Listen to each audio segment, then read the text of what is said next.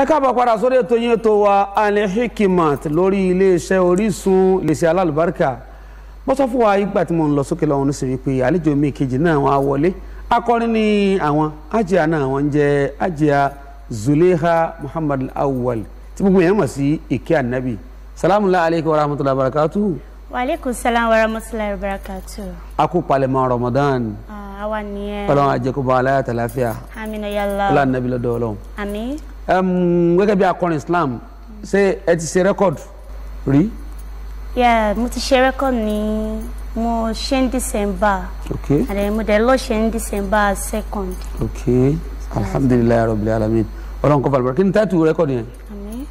Oríire ni mo tọrọ. Oríire ni mo tọrọ. Yes. Ẹ kọ nǹkan kan fún wa ńbẹ̀ ká tẹ gbọ́ oríire ni mo tọrọ yẹn kí n gbọ́ bó ṣe rí. Oríire ni mo tọrọ Ọlọ́run mi. Oríire tẹ́ni kankan ò ṣe rí. Ìwọ lọ́bọ lóore wá ṣe mí lóore. Má jẹ́ pẹ́ má jẹ́ kó jìn kó tó dá mi láre.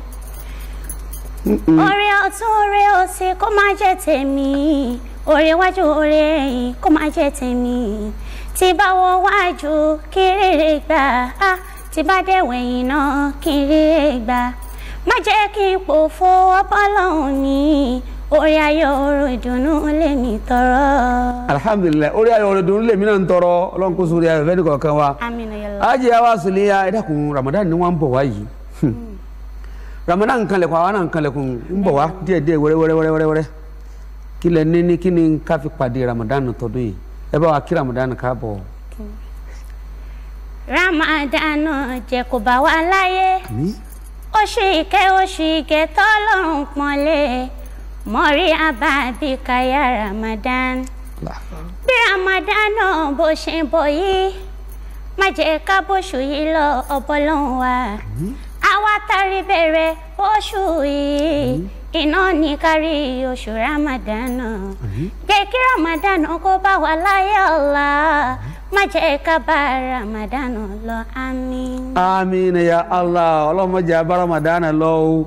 Ọlọ́run Ramadan náà ní ń bọ̀ wáyé Ọlọ́run mọ́sàjọ́ bá aláàtàláfíà ò torí pé ìrìn èèyàn bíi mẹ́rin náà ni máa ń retí ààwẹ̀ ẹni tí ààwẹ̀ ó bá láyé ṣùgbọ́n tí ò ní gbàjá ẹni tí ó máa retí ẹ̀ta ààwẹ̀ ò ní bá láyé rárá ẹni tí ó bá tí ààwẹ̀ ọdún tó lọ tó bá láyé títọ́dún yìí náà ó tún bá láyé ṣùgbọ́n kò ní gbàjá ẹlòmíì ààwẹ̀ ọdún tó lọ ó bá láyé ààwẹ̀ ọdún yìí yóò tún bá láyé èyí tó ń bọ̀ náà yóò tún bá láyé inú wọn ni kọ́lọ́wọ́n mọ́sà ka èmi àti ẹ̀ sí ọlọ́dẹ Muhammad lọ́dọ̀ ọlọ́run la ilaha illallah. Hajiya wa Zulaiha Muhammad Awwal náà ni ẹ̀ ń gbádùn yìí àwọn náà lálejò wa kejì tí a gbé wá sórí ètò wa lẹ́ni Al-Hikmat kọ́lọ́run dákun mọ́sà bá àgbàdo àyín ọlọ́run kò ṣe dáadáa fún wa ọlọ́dẹ lọ́dọ̀ ọlọ́run ṣé táwọn yẹn bá pè é lóde rí ẹ máa ń lọ.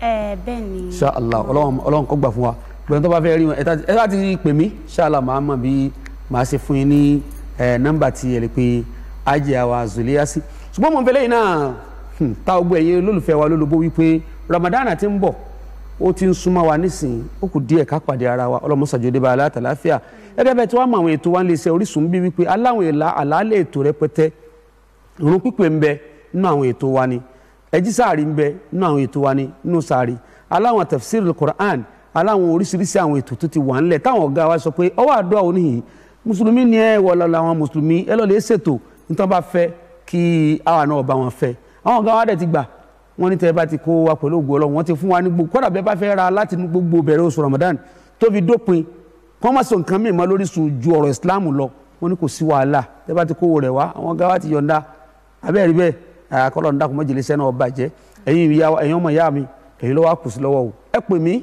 kájọ sọ̀rọ̀ lórí ẹ̀ ìrun pípè lẹ́yìn náà fẹ́ gbé ni ẹ lè gbé ìrun pípè lórúkọ àwọn òbí yín tí wọ́n ti lọ bàbá tó ti lọ ìyá tó ti lọ kẹ́ni kọ́ máa bá yín pèrun lórúkọ wọn kọ́lọ́mbà amúládàrún ni kọ́ mọ́ bá wọn kọ́ mọ́ bá wọn ìrun pípè lásìkò sínú mbẹ́mbẹ́ ìrun pípè lásìkò sàárì ó mbẹ́mbẹ́ ètò wa gbajúgbajà ètò wa tá a máa ń ṣe ní gbogbo sàárì ni ìyẹn náà tó kalẹ̀ síbẹ̀ ṣe ti gbàgbé ni Ramadan Kareem tá a máa ń bẹ̀rẹ̀ ń sàárì tá a máa ń parí ẹ̀ kílẹ̀ tó mọ́ tá a máa ń jẹ ẹ̀bùn oríṣiríṣi lórí ẹ̀ gbogbo ẹ̀yin tẹ́ ẹ bá lẹ́bùn tẹ́ fẹ́ kó fún wa à ń retí yín o gbogbo ẹ̀yin tẹ́ máa ń pè mí pé èmi náà lẹ́bùn báyìí mo fẹ́ kó wá fún yín ẹ pè mí lágbára Ọlọ́run Insha Allah wà gba ẹ̀bùn yín tí ẹ bá fẹ́ kó wá fún yín bẹ́ẹ̀ bá sì pé ẹ fẹ́ kó wá sílé iṣẹ́ wa náà ni ẹ máa kó bọ̀ sí nọ́mbà 22 Coca Street ní Orímọládé bus stop ní college road ní Ìfàkọ̀ Agége pẹ̀lú ògbólọ́ ìbẹ̀lá kalẹ̀ sí tàbí kẹ́ pè mí sórí ẹ̀rọ ìbánisọ̀rọ̀ mi 080-230-55086 080-230-55086 bóyá ẹ fẹ́ sọ onígbọ̀wọ́ kankan nínú àwọn ètò wa ni àbí àlékímọ̀ yìí náà lẹ́yìn náà fẹ́ sọ di wákàtí kan tọ́lọ́gbọ̀n ṣẹ́jú yóò tó nǹkan yìí náà wà ajá ìbò lóhùn tó káwá jọ dálẹ̀ ká máa tún sàṣẹ́ pé ẹ̀yin náà ní lọ́lọ́bì kankan mọ́lẹ̀ ní ẹ gbádùn ètò yẹn gan yóò ti pọ̀ jù ó wù wá kó di wákàtí kan bó bá yẹ pé àlékímọ̀ lẹ́yìn náà fẹ́ kó wọlé kó di wákàtí kan à ń retí yín tó yẹ pé náà ètò Ramadan lẹ́yìn náà fẹ́ sọ onígbọ̀wọ́ à ń retí yín ẹ̀yin onílé kéwú ẹ̀yin àfáà ńlá látẹ̀sí wá sí ẹ̀yin náà pè wá láti gbé wá sí yín wá kábàáyín tẹlifáìsì kábàáyín náà sáfẹ́fẹ́ kí gbogbo ayé lè mọ̀ pé irú wá sí báyìí lẹ́yìn sí ládùúgbò yín Ọlọ́run gbàdúrà ẹnì kọ̀ọ̀kan wa ọlá ní Muhammad lọ́dọ̀ Ọlọ́run akọ́lá Jímẹ̀ní a máa lọ lé báyìí pẹ̀lú ògo Ọlọ́run insha Allah tó bá di jọ́ mẹ́jọ a tún máa pàdé ara wa ṣùgbọ́n ká tún máa lọ ájì àwa Zuliha ẹ bá fi orin kan dágbére fún àwọn èèyàn wa ká fi kí wọn kú ìpalẹ̀mọ́ Ramadan tó ń bọ̀ lọ́nà yìí ẹ fún wa lórin kan akẹ́sì sàdúrà fún iléeṣẹ́ Orísun náà kó má bàjẹ́. Ọlọ́run àṣàn gbogbo. Àmín ya Allah. Iléeṣẹ́ Orísun TV kò ní bàjẹ́. Àmín ya Allah. Àwa tá à ń ṣe níbẹ̀ náà a ò ní yọ̀kù. Àmín àmín ya Allah. Ọlọ́run a máa fọ̀pọ̀ rọ́pò. Àmín ya Allah. Nínú oore nínú owó nínú ọlá àti nínú àlàáfíà o. Àmín ya Allah. Àwa ti lọ lónìí kọ́lọ́run ọba kó sọ wa pàdé jọ́ mẹ́jọ láyà tàlàáfíà. kọ́lọ́run sọ wa pàdé jọ́ mẹ́jọ láyà tàlàáfíà. Mo ní. Orin wo ni ẹ fẹ́ fi sí fún wa ẹ lè fi ti Ramadan yẹn kan náà mú láìkẹ́ Ramadan yẹn fi sí káwọn yẹn ń pè Ramadan ká máa gbóhùn Ramadan láti sìn. Jẹ́ kí Ramadan kó bá mi láyà lá. Kó bá mi láyè. Jẹ́ kí Ramadan kó bá mi láyà lá. Kó bá mi láyà o. Èmi àti ẹbí mi pẹ̀lú olólùfẹ́. Pẹ̀lú àwọn tí wọ́n fẹ́ mi dénúdénú. Jẹ́ kí Ramadan kó bá mi láyè. Jẹ́ kí Ramadan kó bá wa láyé. Àmín. Jẹ́ kí Ramadan kó bá mi láyé. Kó bá wa láyé. Jẹ́ kí Ramadan kó sójú ẹ̀mí wa. Àmín. Kó bá wa láyé pẹ̀lú ìdẹ̀ra pẹ̀lú àrísìkí ńlá ká fi gbàwẹ̀ ọ̀hún ká má ṣe dínkù lówó ká má dínkù lọ́mọ pẹ̀lú àlàáfíà kó sójú ẹ̀mí wa. Jẹ́ kí Ramadan kó bá wa láyé. Kó bá wa láyé. Jẹ́ kí Ramadan kó sójú ẹ̀mí wa. Ọlọ́run mọ́sá jẹ́ kí Ramadan Ọlọ́run jọ̀ọ́ bá wa láyé o Ọlọ́run jọ̀ọ́ sójú ẹ̀mí ẹnì kọ̀ọ̀kan wa ọlá nàbí lọ́dọ̀ Ọlọ́run la ilaha illallah la hawla wala quwwata illa billahi al-aliyyil azim.